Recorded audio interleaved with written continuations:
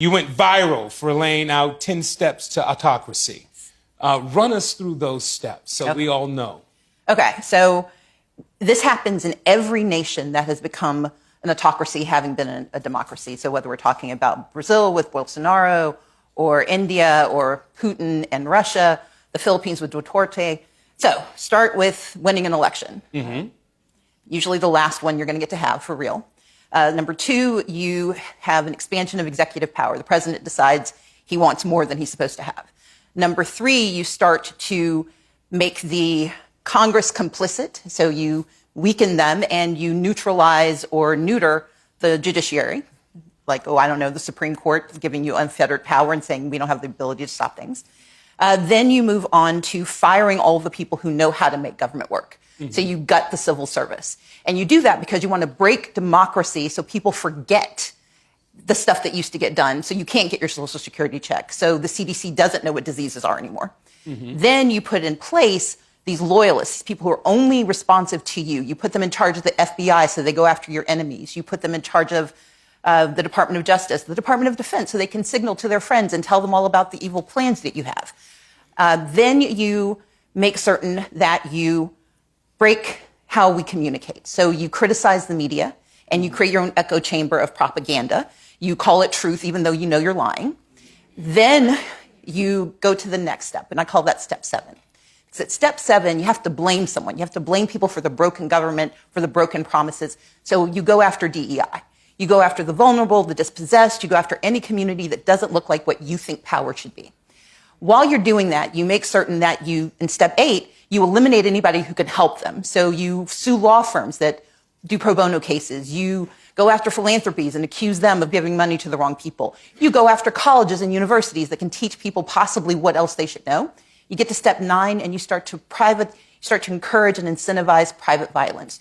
You send the U.S. Marines into spaces they should not be. You send the National Guard in. You kidnap people off of the streets and pretend that's normal, because that's how you quiet dissent, because you make everyone afraid that if they don't do what you want, they might be next. And once you've done those 9 steps, step 10 is easy.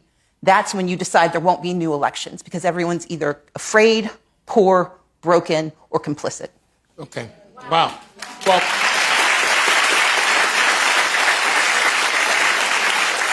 while you have the ear of the people right now and on their television sets, what is it that they can do to help avoid this and make a change in this? Thank you. So I want to give credit to Kim Sheppel, who is a professor at Princeton. She came up with the framework. I've adapted it and potentially editorialized it more than she did.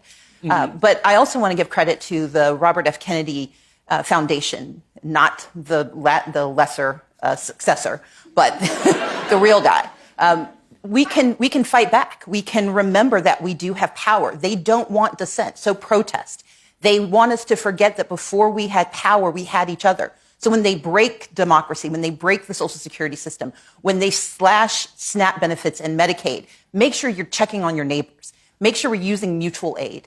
But also tell the truth. Do not let the propaganda win. Too often they tell a lie.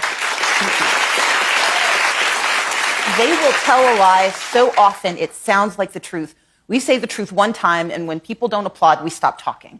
We've got to keep telling the truth, not only to push back against them, but to remind us that we are entitled to the truth. We have to believe that freedom of assembly means it's more than just going to protest. It's the ability to be friends with people who aren't like you. And we have to stop believing that we are in this alone. The most effective thing they do is isolate us. They convince us that you and I don't have any common cause, and we certainly don't have common cause with someone who has a different history than we do. When we hold to our truth, when we actually believe in ourselves and our people, when we believe in democracy as something that must deliver, that's when we start to fight back, and that's when they lose, because they win when we are too numb or too afraid to act. All right.